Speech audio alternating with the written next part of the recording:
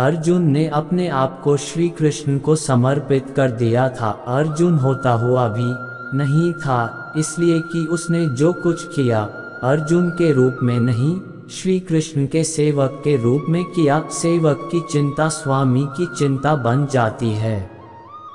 अर्जुन का युद्ध अपने ही पुत्र बभ्रुवाहन के साथ हो गया, जिसने अर्जुन का सिर धड़ से अलग कर दिया और कृष्ण दौड़े चले आए। उनके प्रिय सखा और भक्त के प्राण जो संकट में पड़ गए थे। अश्वमेध यज्ञ का घोड़ा बभ्रुवाहन ने पकड़ लिया और घोड़े की देखभाल की जिम्मेदारी अर्जुन पर थी। बभ्रुवाहन ने अपनी मां चित्रांगदा को वचन दिया था कि मैं अर्जुन को युद्ध में परास्त करूंगा, क्योंकि अर्जुन चित्रांगदा से विवाह करने के बाद लौटकर नहीं आया था। और इसी बीच चित्रांगदा ने बभ्रुवाहन को जन्म दिया था। चित्रांगदा अर्जुन से नाराज थी और उसने अपने पुत्र को यह तो कह दिया था कि तुमने अर्जुन को परास्त करना है, लेकिन यह नहीं बताया था कि अर्जुन ही तुम्हारा पिता है। और बभ्रुवाहन मन में अर्जुन को परास्त करने का संकल्प लिए ही बड़ा हुआ। शस्त्र विद्या सीखी, कामाख्या देवी से दिव्य बाण भी प्राप्त किया अर्जुन के वध के लिए। और अब बभ्रुवाहन ने अश्वमेध के अश्व को पकड़ लिया तो अर्जुन से युद्ध स्वयंभावी हो गया। भीम को बभ्रुवाहन ने मूर्छित कर दिया और फिर अर्जुन और बभ्रुवाहन का भीषण संग्राम हुआ। अर्जुन को परास्त कर पाना जब असंभव लगा तो बभ्रुवाहन ने कामाख्या देवी से प्राप्त हुए दिव्य बाण का उपयोग कर अर्जुन का सिर धड़ से अलग कर दिया। श्री कृष्ण को पता था कि क्या होने वाला है, और जो कृष्ण को पता था वही हो गया। वे द्वारिका से भागे भागे चले आए। दाऊ को कह दिया, देर हो गई तो बहुत देर हो जाएगी, जा रहा हूँ। कुंती विलाप करने लगी, भाई विलाप करने लगे। अर्जुन पांडवों का बल था, आधार था, लेकिन जब अर्जुन ही न रहा तो जीने का क्या लाभ। माँ ने कहा, बेटा तुमने बीच मझधार में यह धोखा क्यों दिया। माँ बच्चों के कंधों पर इस संसार से जाती है और तुम मुझसे पहले ही चले गए। यह हुआ कैसे, यह हुआ क्यों। जिसके सखा श्री कृष्ण हो, जिसके सारथी श्री कृष्ण हो, वह यों निष्प्राण धरती पर नहीं लेट सकता। पर यह हो कैसे गया। देवी गंगा आई, कुंती को कहा, रोने से क्या फायदा, अर्जुन को उसके कर्म का फल मिला है। जानती हो, अर्जुन ने मेरे पुत्र भीष्म का वध किया था धोखे से। वह तो अर्जुन को अपना पुत्र मानता था, पुत्र का ही प्यार देता था, लेकिन अर्जुन ने शिखंडी की आड़ लेकर मेरे पुत्र को बाणों की शैया पर सुला दिया था। क्यों। भीष्म ने तो अपने हथियार नीचे रख दिए थे। वह शिखंडी पर बाण नहीं चला सकता था, वह प्रतिज्ञाबद्ध था। लेकिन अर्जुन ने तब भी मेरे पुत्र की छाती को बाणों से छलनी किया। तुम्हें शायद याद नहीं, लेकिन मुझे अच्छी तरह याद है। तब मैं भी बहुत रोई थी। अब अर्जुन का सिर धड़ से अलग है। बभ्रुवाहन ने जिस बाण से अर्जुन का सिर धड़ से अलग किया है, वह कामाख्या देवी माध्यम से मैंने ही दिया था। अर्जुन को परास्त कर पाना बभ्रुवाहन के लिए कठिन था। आखिर उसने मेरे ही बाण का प्रयोग किया और मैंने अपना प्रतिशोध ले लिया। अब क्यों रोती हो कुंती। अर्जुन ने मेरे पुत्र का वध किया था और अब उसी के पुत्र ने उसका वध किया है। अब रोने से क्या लाभ। जैसा उसने किया वैसा ही पाया। मैंने अपना प्रतिशोध ले लिया। और प्रतिशोध शब्द भगवान श्री कृष्ण ने सुन लिया। हैरान हुए। अर्जुन का सिर धड़ से अलग था और गंगा मैया भीष्म की मां अर्जुन का सिर धड़ से अलग किए जाने को अपने प्रतिशोध की पूर्ति बता रही हैं। श्री कृष्ण सहन नहीं कर सके। एक नजर भर अर्जुन के शरीर को, बुआ कुंती को, पांडु पुत्रों को देखा, बभ्रुवाहन और चित्रांगदा को भी देखा। कहा, गंगा मैया आप किससे प्रतिशोध की बात कर रही हैं। बुआ कुंती से, अर्जुन से, या फिर एक माँ से। माँ कभी माँ से प्रतिशोध नहीं ले सकती। माँ का हृदय एक समान होता है, अर्जुन की माँ का हो या भीष्म की माँ का। आपने किस माँ प्रतिशोध लिया है? गंगा ने कहा, वासुदेव। अर्जुन ने मेरे पुत्र का उस समय वध किया था जब वह निहत्था था। क्या यह उचित था?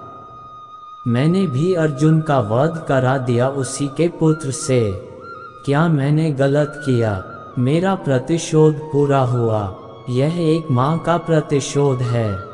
श्री कृष्ण ने समझाया, अर्जुन ने जिस स्थिति में भीष्म का वध किया, वह स्थिति भी तो पितामह ने ही अर्जुन को बताई थी।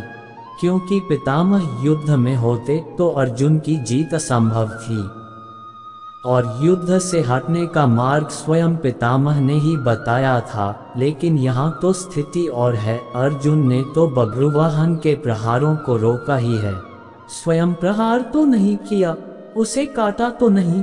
और यदि अर्जुन यह चाहता तो क्या ऐसा हो नहीं सकता था? अर्जुन ने तो आपका मान बढ़ाया है, कामाख्या देवी द्वारा दिए गए आपके ही बाण का प्रतिशोध लेकर आपने पितामह का, अपने पुत्र का भी भला नहीं किया।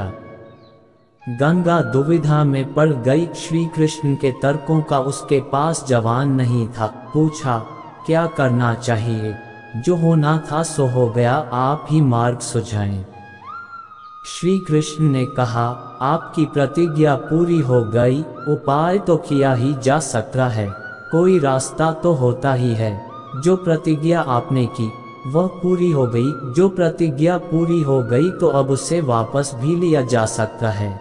यदि आप चाहें तो क्या नहीं हो सकता? कोई रास्ता तो निकाला ही जा सकता है। गंगा की समझ में बात आ गई और माँ गंगा ने अर्जुन का सिर धड़ से जोड़ने का मार्ग सुझा दिया। यह कृष्ण के तर्कों का कमाल था, जिस पर श्री कृष्ण की कृपा हो, जिसने अपने आप को श्री कृष्ण को सौंप रखा हो, अपनी चिंताएं सौंप दी हो, अपना जीवन सौंप दिया हो, अपना सर्वस्व सौंप दिया हो। उसकी रक्षा के लिए श्री कृष्ण बिना बुलाए चले आते हैं। द्वारिका से चलने पर दाऊ ने कहा था, कान्हा, अब अर्जुन और उसके पुत्र के बीच युद्ध है, कौरवों के साथ नहीं, फिर क्यों जा रहे हो? तो कृष्ण ने कहा था, दाऊ, अर्जुन को पता नहीं कि वह जिससे युद्ध कर रहा है वह उसका पुत्र है, इसलिए अनर्थ हो जाएगा और मैं अर्जुन को अकेला नहीं छोड़ सकता। भगवान और भक्त का नाता ही ऐसा है, दोनों में दूरी नहीं होती। और जब भक्त के प्राण संकट में हो तो भगवान चुप नहीं बैठ सकते। अर्जुन का सारा भाव हो और कृष्ण दूर रहें, यह हो ही नहीं सकता। याद रखें, जिसे श्री कृष्ण मारना चाहें कोई बचा नहीं सकता, और जिसे वह बचाना चाहें उसे कोई मार नहीं सकता। अर्जुन और श्री कृष्ण हैं ही एक। नर और नारायण। भगवान विष्णु ने श्री कृष्ण के रूप में देवकी और वसुदेव के घर में जन्म लिया था। उनका लालन पालन यशोदा और नंद ने किया था। इस अवतार का विस्तृत वर्णन श्रीमद् भागवत पुराण में मिलता है। कृष्ण हिंदू धर्म में विष्णु के अवतार हैं। हिंदू श्री कृष्ण को ईश्वर मानते हैं और उन पर अपार श्रद्धा रखते हैं। सनातन धर्म के अनुसार भगवान विष्णु सर्वपापहारी, पवित्र और समस्त मनुष्यों को भोग तथा मोक्ष प्रदान करने वाले प्रमुख देवता हैं।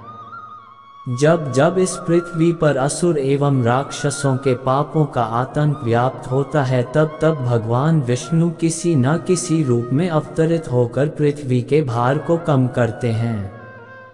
वैसे तो भगवान विष्णु ने अभी तक 23 अवतारों को धारण किया। इन अवतारों में उनका सबसे महत्वपूर्ण अवतार श्री कृष्ण का ही था।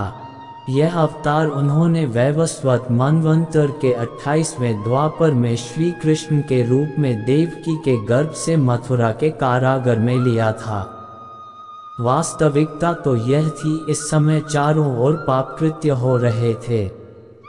धर्म नाम की कोई भी चीज नहीं रह गई थी। अतः धर्म को स्थापित करने के लिए श्री कृष्ण अवतरित हुए थे। श्री कृष्ण में इतने अमित गुण थे कि वे स्वयं उसे नहीं जानते थे, फिर अन्य की तो बात ही क्या है। समस्त देवताओं में श्री कृष्ण ही ऐसे थे जो इस पृथ्वी पर 16 कलाओं से पूर्ण होकर अवतरित हुए थे। उन्होंने जो भी कार्य किया उसे अपना महत्वपूर्ण कर्म समझा। अपने कार्य की सिद्धि के लिए उन्होंने साम दाम दंड भेद सभी का उपयोग किया, क्योंकि उनके अवतीर्ण होने का मात्र एक उद्देश्य था कि इस पृथ्वी को पापियों से मुक्त किया जाए। अपने इस उद्देश्य की पूर्ति के लिए उन्होंने जो भी उचित समझा वही किया। उन्होंने कर्म व्यवस्था को सर्वोपरि माना। कुरुक्षेत्र की रणभूमि में अर्जुन को कर्म ज्ञान देते हुए उन्होंने गीता की रचना की, जो कलिकाल में धर्म में सबसे महत्वपूर्ण ग्रंथ माना जाता है। अगर आपको हमारी यह वीडियो पसंद आई तो लाइक कीजिए, सब्सक्राइब कीजिए, बेल आइकन को क्लिक कीजिए। धन्यवाद।